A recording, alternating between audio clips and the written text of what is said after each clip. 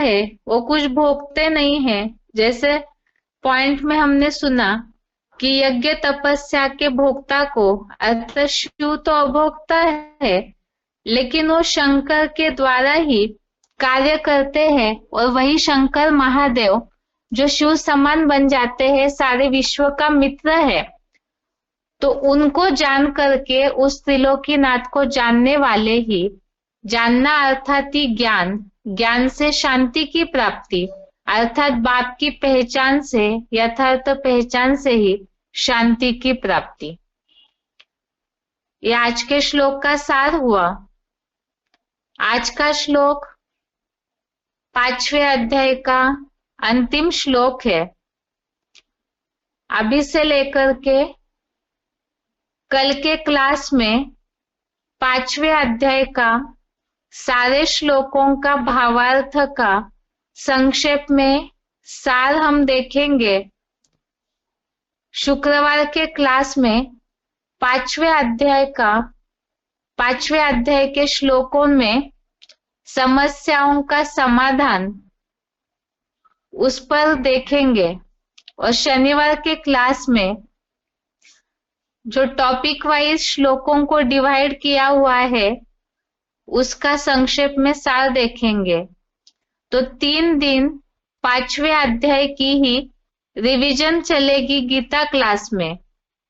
इसीलिए क्योंकि रविवार को होने वाले श्लोक टेस्ट में पूरे 5वें अध्याय के संबंधित ही प्रश्न रहेंगे, इसीलिए 3 दिन में जो 5वें अध्याय का रिवीजन चलेगा उसे ध्यान से सुन के 5वें अध्याय को यदि ध्यान से पढ़ते हैं तो रविवार के श्लोक टेस्ट में पूरे 5वें अध्याय का जो प्रश्न होंगे उस पर सही रीति से उत्तर दे पाएंगे।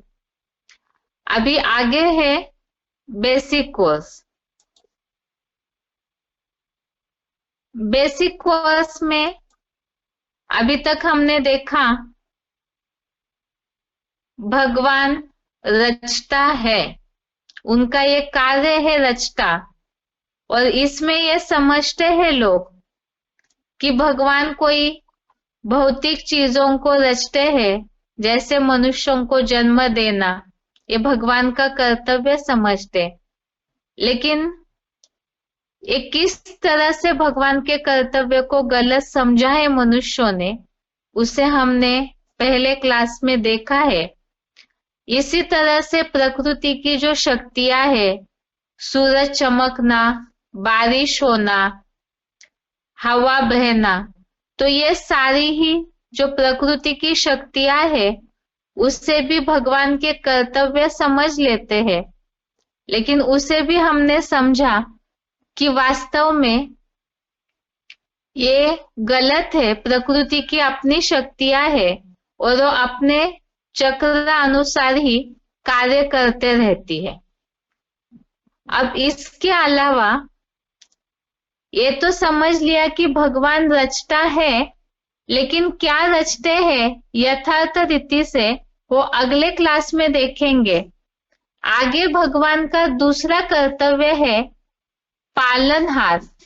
तो इसके बारे में भी मनुष्यों ने जो गलत अर्थ उठाया है, किस तरह से गलतफहमी निर्माण हुई है मनुष्यों के मन में, उसे भी देखते हैं।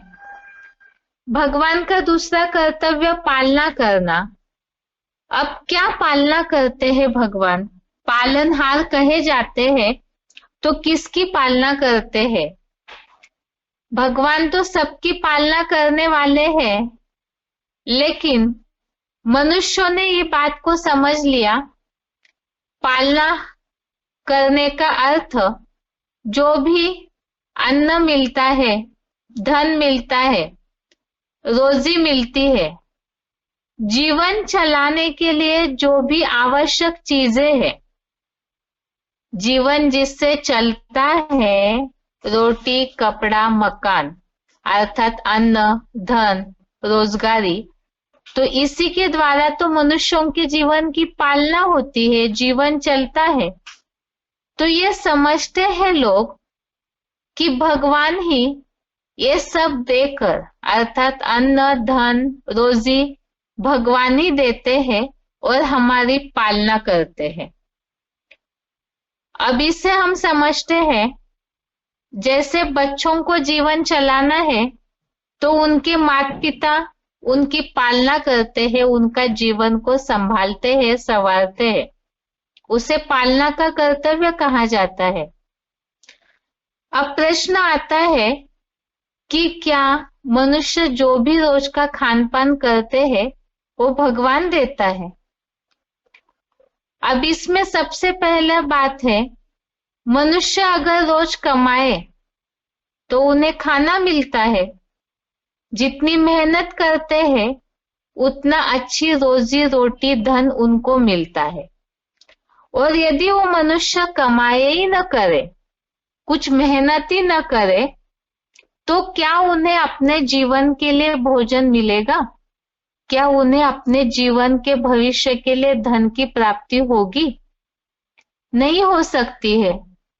तो जब मनुष्य कमा रहा है, परिवार का मुखिया कमाते हैं और परिवार को चलाते हैं, अपने बच्चों को पालते हैं, तो इसमें तो जो करने वाला व्यक्ति है, परिवार का मुखिया, उसकी मेहनत का उसे मुआवजा मिलता है। फिर इसमें भगवान का क्या कर्तव्य हुआ? अगर कोई परिवार का कर्ता या कोई भी मनुष्य यदि कमाई न करे तो क्या उनका परिवार चलेगा? क्या उनके पेट के लिए रोजी रोटी मिलेगी? नहीं मिल सकती है। तो फिर इसमें भगवान का कर्तव्य कैसे कह सकते हैं कि भगवान ही रोजी रोटी देकर, अन्न धन देकर पालना करते हैं? ऐसे तो नहीं होगा, क्योंकि मनुष्य कमाई नहीं करेगा तो कुछ मिलेगा ही नहीं। दूसरी बात है, जैसे हमने समझा कि भगवान मनुष्यों के इन स्थूल शरीरों को, जो 5 तत्वों का हड्डी मांस का पुतला है, उसे जन्म नहीं देते हैं। उसे जन्म देने वाले तो माता पिता है। हर प्राणियों के शरीरों के जन्मदाता उनके माता पिता होते हैं, भगवान नहीं। इसी तरह से जब जन्म के निमित्त भगवान नहीं, तो ये भौतिक चीजों के द्वारा जीवन चलाने के लिए पालना जिसे कहा जाता है, उसके निमित्त भगवान कैसे कहे जा सकते हैं? अब इसके लिए ही बात है, दुनिया में ऐसे कई लोग हैं जिन्हें अन्न का दाना भी नहीं मिलता है, पहनने के लिए कपड़ा नहीं मिलता, रहने के लिए मकान नहीं मिलता। ये तो सब जानते हैं कि रोटी, कपड़ा और मकान ये जीवन की मूलभूत आवश्यकताएं हैं, और ये न मिले तो जीवन चलना मुश्किल हो जाता है। और आज अगर हम दुनिया की सामाजिक स्थिति देखें, राष्ट्रीय स्तर पर ही नहीं, वैश्विक स्तर पर भी जो आकलन किया जाता है, उसमें परसेंटेजली कई ऐसे लोग हैं जो बहुत ही गरीब है। विश्व के लिए ये बड़ी समस्या हो गई है, गरीबी। कई ऐसे लोग हैं जिनको खाने के लिए दाना नहीं मिलता है, पहनने के लिए कपड़ा नहीं, कई फुटपाथों पे रहते हैं, कई तो ठंड के मारे मर भी जाते हैं, कई ऐसी बुरी हालत में लोग जी रहे हैं। तो क्या इसे पालना भगवान की कहा जाएगा? हमने तो इसके पहले समझा है कि भगवान तो किसी के साथ भी कोई प्रकार का पक्षपात नहीं करते हैं। फिर ये जो मनुष्यों ने समझा है कि भगवान पालनहार है, अर्थात खाना पीना कपड़ा मकान धन देते हैं, अगर ये बात सच होती तो फिर दुनिया में ये असमानता कैसे आ गई? क्योंकि भगवान तो सदैव कल्याणकारी है, तो फिर वो ऐसे गरीब लोगों के साथ पक्षपात वाला और कल्याण वाला कर्तव्य कैसे कर सकते हैं? इसका मतलब ये है, जैसे भगवान जन्म नहीं देते स्थूल शरीरों को, इसी तरह से इन भौतिक चीजों के द्वारा मनुष्यों के जीवन को चलाना ये भी भगवान का कर्तव्य नहीं है। इसी तरह से लोग समझते हैं कि ये जो जल वायु दुनिया में मिल रहा है तो ये भी भगवान हमें मुफ्त में देते हैं, तो वो दाता है। वास्तव में ये भी गलत है, क्योंकि इसे हमने समझा ये प्रकृति की शक्तियां है और ये तो फ्री में ही प्रकृति सभी मनुष्यों को जीवन चलाने के लिए देती है। अब बात चल रही थी भगवान पालनहार है, तो फिर आज की दुनिया में जो असमानता है, तो ऐसी असमानता भगवान का पक्षपात कैसे हो सकता है? क्योंकि आज की दुनिया में कई ऐसे लोग हैं जो बहुत गरीब है, भटकते रहते हैं, तो उनका जिम्मेवार कौन है? क्या भगवान है? नहीं। क्यों नहीं है? क्योंकि इसके पहले हमने समझा है पाप और पुण्य, सुख और दुख और भाग्य दुर्भाग्य, ये सारा मनुष्यों के अपने कर्मों पर आधारित है। जैसे अभी अभी हमने पालना के कर्तव्य में एक बात देखी कि मनुष्य अगर कमाई करे तो वो खाएगा, यदि नहीं कमाएगा तो नहीं खाएगा, तो इसमें भगवान का हस्तक्षेप नहीं कहा जा सकता।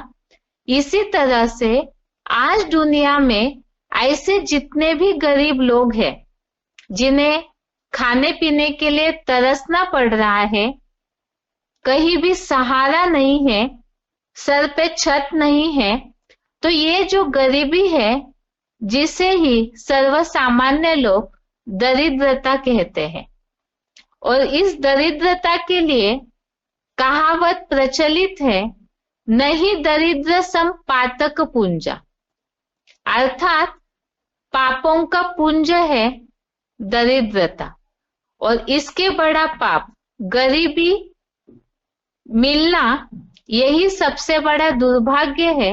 और वो इसीलिए है क्योंकि वो पाप कर्मों का पुंज इकट्ठा होने पर ही दरिद्रता मिलती है। अब जब ये मनुष्यों के कर्मों का, पाप कर्मों का, विकर्मों का फल है गरीबी, अर्थात उनका दुर्भाग्य, इसीलिए उन्हें उनके जीवन की पालना सही रीति नहीं होती है, तो इसमें भगवान का हस्तक्षेप कैसे कह सकते हैं? इसमें भगवान का कोई लेन देन ही नहीं है। जैसा मनुष्य करेगा वैसा उसे मिलेगा। इसमें भगवान का अन्याय नहीं कह सकते। कई लोग इस बात की गलतफहमी में रहते हैं। अगर कोई बिजनेस में नुकसान हो गया, गरीबी आ गई, पूरे रास्ते पे आ गए लोग, तो सोच लेते हैं कि भगवान ने हमसे सारा धन छीन लिया। लेकिन वास्तव में कोई ना कोई ऐसा पाप कर्म हो जाता है जिसके कारण उनकी रोजी रोटी उनके हाथ से चली जाती है, तो ये उनके विकर्मों का फल है। अब जैसे पालना के कर्तव्य में रोजी रोटी भगवान का कर्तव्य नहीं है, ये मनुष्यों का कर्मों का फल है। इसी तरह से बात आई जल वायु आदि देने की बात। प्रकृति के द्वारा जीवन चलाने के लिए आवश्यक चीजें हैं पानी और हवा, जिससे जीवन चलता है। इसके लिए भी मनुष्य समझते हैं कि ये भी भगवान ही देते हैं। तो क्या ये वास्तविकता है? वास्तव में इसके पहले ही हमने देखा कि प्रकृति जो है वो अनादि है। गीता में भी इसका उल्लेख आया कि ये तो शुरुआत इसकी हुई नहीं, ये तो रची रचाई है। अर्थात प्रकृति के 5 तत्व जो है वो बने बनाए हैं और वो मनुष्यों के जीवन को चलाने के लिए ही बने हुए। ये तो अरस परस है, क्योंकि मनुष्यों का शरीर भी 5 तत्वों का बना है और उन 5 तत्वों को पोषण करने के लिए ही प्रकृति के 5 तत्व मददगार है। भगवान उन्हें देने की तो बात ही नहीं है। क्यों नहीं है? क्योंकि ये तो प्रकृति के लिए कहा जाता है कि उसके पास इतनी धन संपत्ति है, जल और वायु की, वो कभी भी खूटती नहीं है। वो सुखदायी है कब? जब वो सतो प्रधान होती है। इसमें भगवान के हस्तक्षेप की बात ही नहीं है, क्योंकि भगवान रचता है तो वो अलग अर्थ में है। ये तो हमने समझा कोई भी स्थूल या भौतिक चीजों में रचने की बात भगवान का कर्तव्य में नहीं आती है।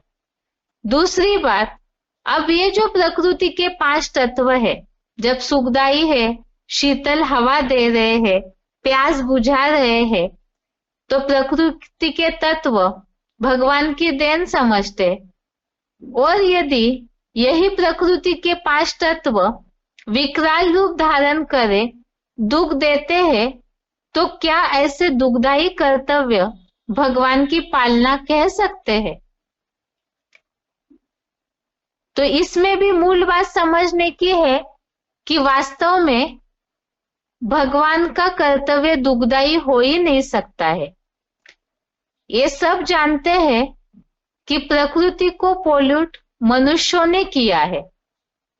आजकल ये जो भी साइंस वाले जन जागृति कर रहे हैं, तो ये जानते हैं कि मनुष्य प्रकृति को प्रदूषित करते हैं, तो उसी आधार से और साथ ही साथ हर चीज दुनिया की जो सृष्टि चक्र के चित्र में हमने देखा है, सतो प्रधान से तमो प्रधान तो बनती ही है।